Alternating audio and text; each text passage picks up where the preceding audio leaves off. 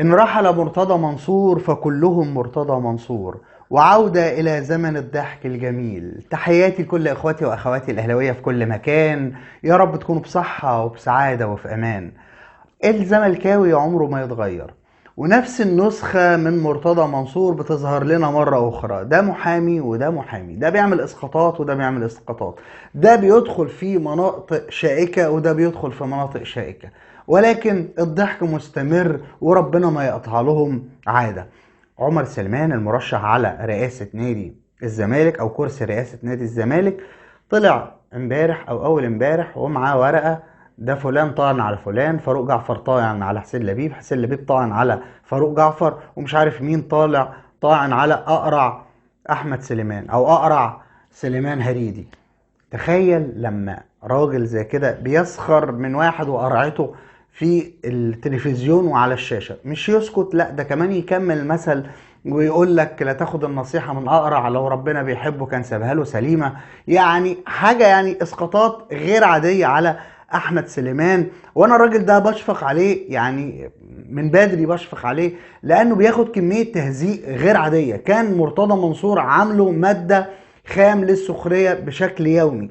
حتى آخر فيديو نزلته لأحمد سليمان مع مرتضى منصور كان في عزا والدة الكابتن هشام يكن. مرتضى منصور قال له، كان معاه الواد إيهاب فرخة، عارفينه؟ قال له: يلا بينا عشان في واحد هنا هضربه بالجزمة على وشه أو على دماغه وهو ماشي من العزا.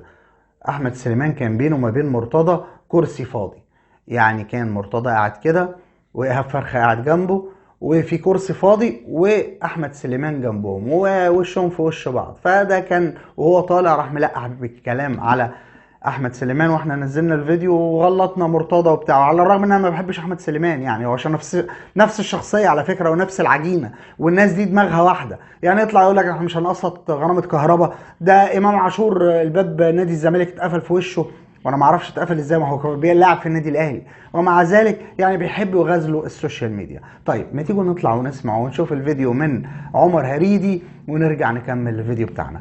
بس وانت بتتفرج على الفيديو اخويا وحبيبي الاهلاوي ما تنساش تدعمنا بلايك وشير. اول مره تشوفني، اول مره تخش قناتي، تشترك في القناه وتفعل زر الجرس وتختار كل الاشعارات عشان ما يفوتكش اي فيديو بينزل على قناتنا وقناتكم وقناه كل الاهلاويه على اليوتيوب. يلا نطلع ونسمع ونشوف عمر هريدي وهو بيصفع أقرع سليمان ونرجع نكمل كلامنا. يلا بينا. طبعا لما كان فاروق جعفر عنده مشكله في مطعون عليه من كابتن حسين لبيب برضه، دي معلومات من كابتن حسين لبيب. يا فندم انا اعرف ان النهارده كابتن فاروق جعفر طبعا على ما هو ليه بقى بكل فعل رد فعل مشاوي له بقوه مضاده في الاتجاه. نوتج تمام. الاستاذ المحامي بتاع كابتن حسين لبيب عشان حفظ الالقاب انضم للطاعن على الكابتن فاروق جعفر.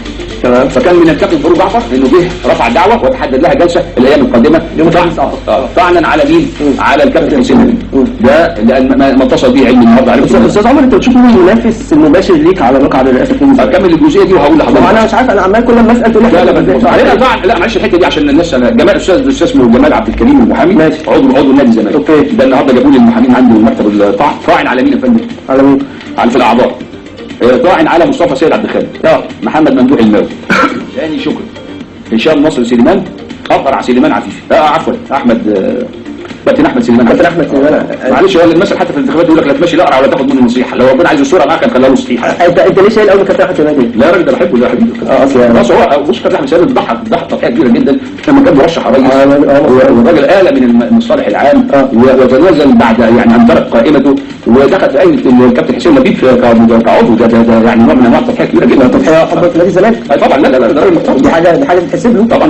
ده راجل، ده الاستاذ مروه الرفاعي والاستاذ حسين سمير قالوا في شعر كان معاهم في القايمه بتاعته، قال في شعر الراجل يعني مضحى من اجل مصر وراح عشان ودي حاجه ما يتلامش عليها على فكره، يعني دي حاجه يتلام. انت شايف ان هو يتلام على كده؟ لا بالعكس، ده كل هيبقى منافس جديد ليك في علاقه الرئيس موجود؟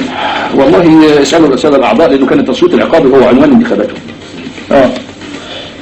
برضه فضل نرجع بقى ايه؟ لا انا بس انا عايز بس اسالك سؤال. التركيز الكبير قوي مع قائمه الكابتن حسين نبيل ده لقوه القائمه ولا فرصها الكبيره لكن عند البعض يبدو ان بص يا كابتن معلش انا عايز اتكلم عن بنش اسود. وانا شرحت لا شرحت لحضرتك ايه في مجال المنافسه كمان لازم تتكلم على المنافس بتاعك سلبا وايجابا تمام عشان الناس ما تاخدش لان زي ما قلت لحضرتك لو انا قلت على حضرتك راجل طيب وراجل منضبط وراجل كويس الجمهور اللي بيحكم علينا هيقول ايه؟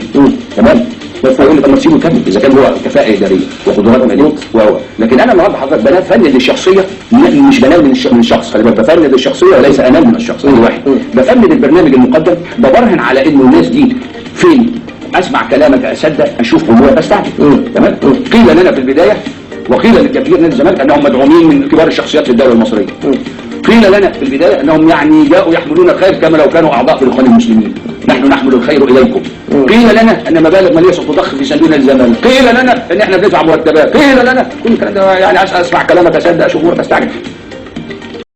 طبعا ده يعتبر تنمر واحنا ضده، ولكن احنا بنضحك من ايه؟ من شخصيه الزملكاوي التي لا تتغير، اللي بيبحث عن الترند، اللي بيبحث عن مصالحه الشخصيه، اللي ما يهموش ابدا نادي الزمالك. طبعا قال شويه تصريحات بعد كده مالناش دعوه بيهم، قال انا معايا 600 مليون وممكن اجيب اي لاعب من مانشستر سيتي لنادي الزمالك، وشويه كلام كده ايه هاتهم على جنب. احنا في التخبيط والكلام المباشر والسخريه من شخص حتى لو الواحد ما كانش بيحبه، يعني التنمر والسخريه والتقليل بقوا اسلوب للزملكاويه حتى مع بعضهم. يعني كونه انه بيسخر مثلا من سقوط النادي الاهلي او خساره لقب من وسط 10 القاب ولا 7 القاب، تلاقيهم بيسخروا مثلا من النادي الاهلي، هنقول الامر ده عادي.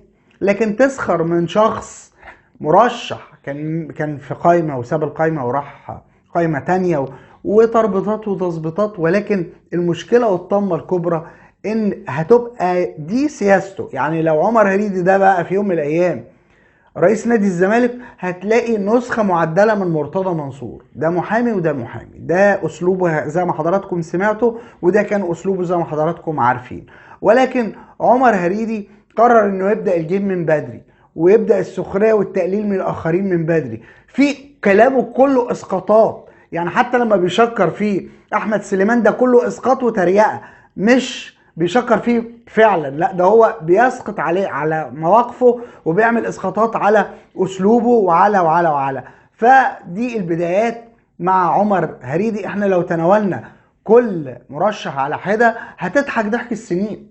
يعني تيتا الحاجه اللي بتطلع وبتقول انا مش هقسط غرامه كهرباء، برضه كهرباء، كل ما يبقى واحد مزنوق يقول لك كهرباء وامام عاشور. هو حياتكم كلها هتتحل ومشاكلكم هتتحل بالغرامه بتاعت كهرباء؟ طب ما تشوفوا المصائب والكوارث التانية، شوفوا اموال نادي الزمالك راحت فين ومين خدها. لا احنا هنتكلم في كهرباء. ليه؟ علشان السوشيال ميديا بتحب الاونطه دي. طب بس السوشيال ميديا مش هي اللي هتنتخبكم، بس هتساعدنا في التلميع في الترويق في ان صورتنا تنزل مره واثنين وثلاثه وتصريحاتنا تنزل في المواقع، فبالتالي يبقى لنا شعبيه ويبقى لنا ارضيه. انتهى الفيديو بتاعنا. ما تنساش اخويا حبيبي الاهلاوي تدعمنا بلايك وشير الفيديو. اول مره تشوفني اول مره تخش قناتي تشترك في القناه وتفعل زر الجرس وتختار كل الاشعارات عشان ما يفوتكش اي فيديو بينزل على قناتنا وقناتكم قناه كل الاهلاويه على اليوتيوب. بشكركم مره واثنين وثلاثه وعشرة. كان معاكم اخوكم هاني الشرقاوي والسلام عليكم.